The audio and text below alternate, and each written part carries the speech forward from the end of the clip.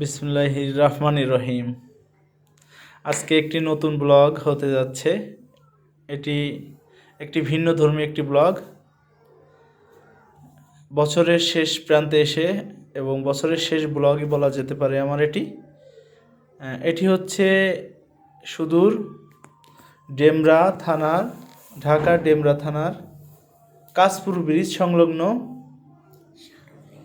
সারুলিয়া ঘাটের মানুষের জীবনযাপন, ওখানে যে মালবাহী জাহাজ, যে মালবাহী নৌকাগুলো আসে, তারা কিভাবে মালগুলো কোথা থেকে আনা হয়, মালগুলো কিভাবে আনলোড করা হয়, সব কিছুই দেখাবো এবং তারা কিভাবে নৌকার মধ্যে জীবনযাপন করে, সব কিছু আজকে ব্লগের মাধ্যমে ফুটে উঠবে।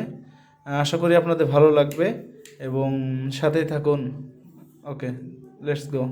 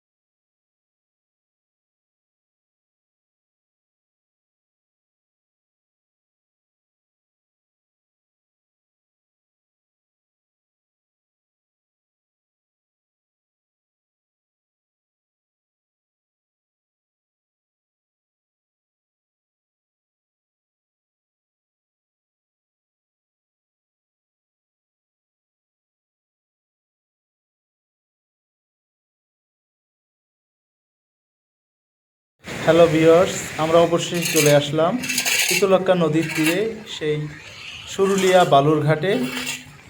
এখানে অনেকগুলো কারখানার সমন্বয়ে এই ঘাটটা অবস্থিত। যেহেতু এখানে অনেক কারখানা আছে, সো আমাদের সুদূর সুনামগঞ্জ থেকে এবং বাংলাদেশের বিভিন্ন প্রান্ত থেকে এখানে বিভিন্ন জাহাজ, ছোটোখাটো নৌকা, যেগুলো মালবাহী নৌকা, এখানে মালামাল নিয়ে আসে এবং এই মালামালগুলোই এখানে ভেঙে তৈরি করা হয়, পরবর্তীতে এটা ব্যবহার করা হয় হিসেবে। আপনারা দেখতে পাচ্ছেন এখানে অনেকগুলো নৌকা জাহাজ নম্বর করা আছে। এখানকার অনেক স্টাফ এই মালামালগুলো মাথায় করে এই কারখানায় প্রবেশ করাচ্ছেন। আচ্ছা, আমি আজকে স্পেশাল একটা মোমেন্টে আছি, স্পেশাল একটা জায়গায়। আপনারা দেখতে পাচ্ছেন কীভাবে এই যে জাহাজ থেকে মালামাল আনলোড করা হয়। এটি সুদূর সুনামগঞ্জ, সিলেট থেকে মালামালগুলো আসছে। আর এই যে দেখতে পাচ্ছেন, এটা হলো আমার আঙ্কেলের জাহাজ। এই জাহাজ থেকে মাল আনলোড করা হবে। আমরা দেখতে আসছি কীভাবে এই মালটা আসছে, কী কী মাল। এই যে দেখছেন পাথর আর পাথর, মানে অসম্ভব একটা বিষয় এটা এখানে লক্ষ্য করা যায়। এই যে দেখতে পাচ্ছেন নদীর টাটকা মাছ, এই যে দেশি কই, আপনার মাগুর, শিং, তারপরে আর কি কি মাছ আছে, এই যে আপনারা দেখতে পাচ্ছেন দেশি নদীর মাছ। আসলে এখনো যে এরকম দেশি মাছ পাওয়া যায়, এটা নদীতে না আসলে আপনারা বুঝতে পারবেন না। অসম্ভব সুন্দর। যে ভাই কি কষ্ট করেই না মাছটা মারছেন, দেখতে পাচ্ছেন। ভাইজানের নাম কি? এই যে মিজান ভাই, এই যে এতগুলো দেশি মাছ ধরছেন। কয় টাকা দেওয়া লাগবে? স্বাভাবিক। আমার আঙ্কেল দেখি মাছগুলো কেনার চেষ্টা করতেছে। আঙ্কেলের মুখ থেকে আমরা শুনি যে এই জাহাজের বিষয়ে বিভিন্ন কথাবার্তা। তা কেমন আছেন আঙ্কেল? আলহামদুলিল্লাহ ভালো। জি, আসসালামু আলাইকুম দর্শকবৃন্দ। আমি মোহাম্মদ আতাউর রহমান। আমার বডি ফেমাস অ্যান্ড ইমা। আমার বাড়ি সুনামগঞ্জ, কামালগস্তার দুলপুর গ্রাম। আমি এই মুহূর্তে আছি কাশপুর সারুলিয়া ঘাট। আমাদের এই বটিতে মাল নিয়ে আসছি ঘাট হইতে এখানে পর্যন্ত আসলাম। আচ্ছা। কিন্তু আমাদের বটিতে মাল হয় আপনার 250 টন। আমাদের বটিটা লোড দিতে লাগছে আপনার 9 থেকে 10 দিন, আসতে লাগছে 60 দিন, এবং কি এখানে আসা পরে সিরিয়ালে পড়া লাগে। 60 দিন 5 দিন পরে লেবার লাগে, আবার লেবার লাগলে আবার 60 দিন 5 দিন লাগে উঠাইতে।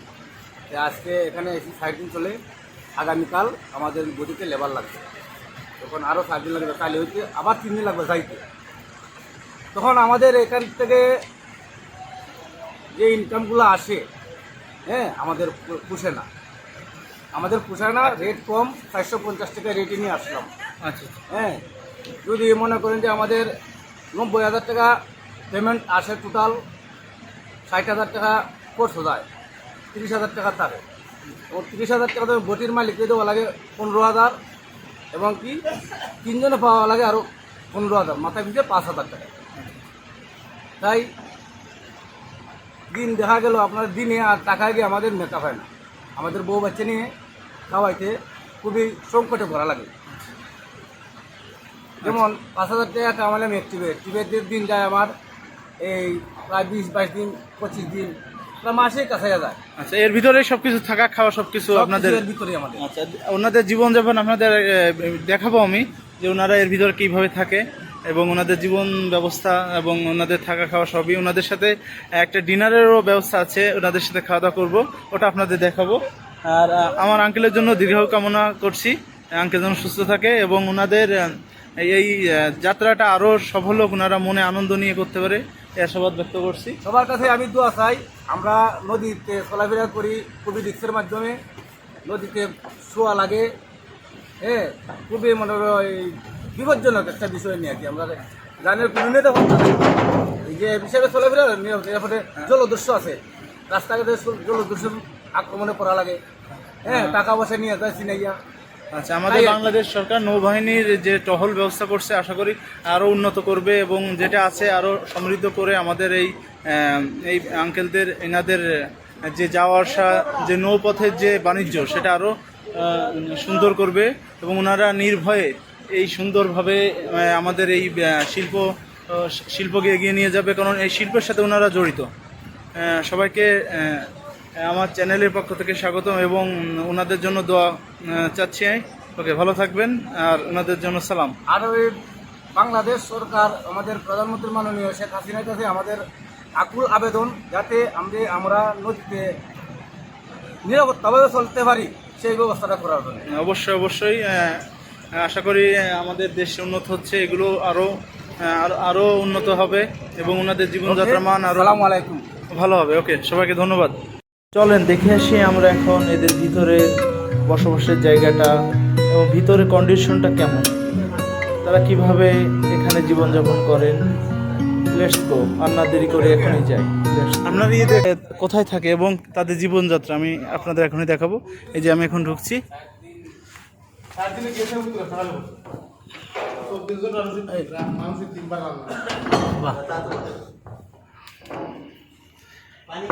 এই যে ভাইদের শোভার স্থান, এখানে ওনারা রাত্রি যাপন করে বা আপনার রেস্ট করেন। এখানে দেখতে পাচ্ছেন আরও একটা সামনে বেড।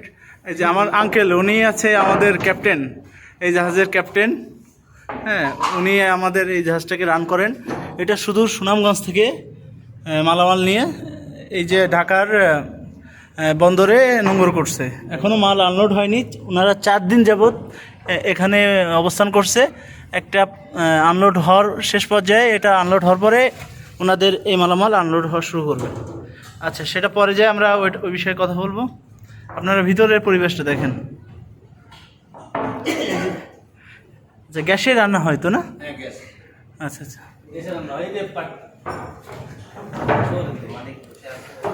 হ্যাঁ হ্যাঁ, আচ্ছা, এই যে রান্নার ব্যবস্থা গ্যাস সিলিন্ডারের মাধ্যমে, এলপিজি গ্যাস সিলিন্ডারের মাধ্যমে এইভাবে রান্না হয়। আর এটা হলো আমার আঙ্কেল, উনি এই জাহাজটার স্বত্বাধিকারী এবং আরেকজন আছেন প্রোপাইটার, আমার আঙ্কেল। আঙ্কেল, আপনি বলেন আপনার এই বলকেট বা নৌকাবাহী জাহাজ সম্পর্কে কিছু বলেন। No comments. আচ্ছা আচ্ছা, উনি এখন কোনো কথা বলবেন না। আচ্ছা, ওনার কমেন্ট আমরা পরে শুনবো অবশ্যই। আচ্ছা, আগে আপনার ভিতরে পরিবেশটা দেখেন। এটা লাইভ না, না মানে এটা পরে আপনার ইয়ে করে এডিট করে পরে এসে যাবে। আচ্ছা আচ্ছা, এটা আছে ইঞ্জিন রুম না? Engine room. আচ্ছা আচ্ছা, এবার আপনারা দেখতে পাচ্ছেন এটা হলো ইঞ্জিন রুম।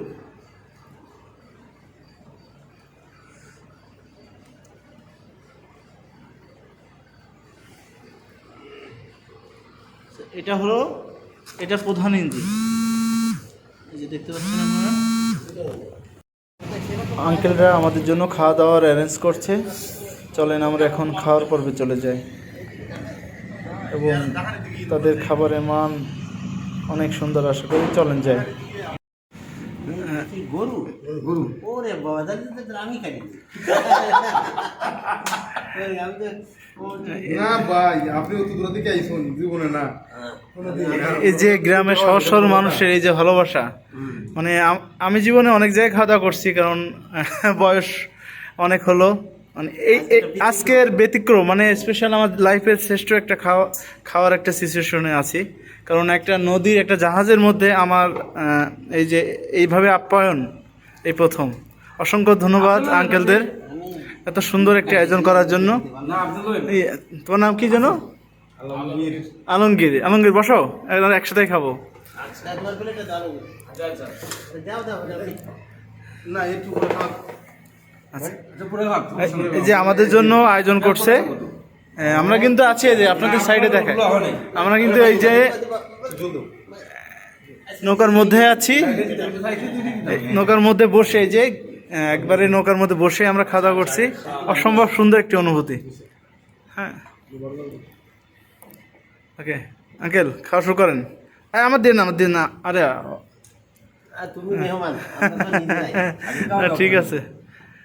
আলমগীর, তুমি নাও না কেন? হ্যাঁ, আচ্ছা। এই যে আমার আঙ্কেল, অসংখ্য ধন্যবাদ আপনাকে। হ্যাঁ, আঙ্কেল হাসিটাও কিন্তু চমৎকার। হ্যাঁ, আসলে ওকে, খাওয়া দাওয়া করুন। হ্যাঁ, খাওয়া দাওয়া শুরু করবো। ওকে, খাইতে থাকি, আবার দেখা হবে।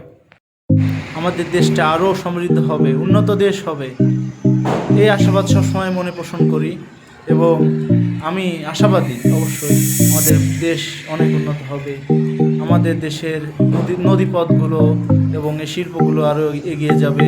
এই নদীপথের সাথে যারা সংযুক্ত আছেন তাদের জীবন আরও সুন্দর হবে, তারা সুন্দরভাবে এই কাজগুলো করে যাবে এবং তাদের হাসি ভরা মন নিয়ে তারা যেন আবার বাড়ি ফিরে যেতে পারে।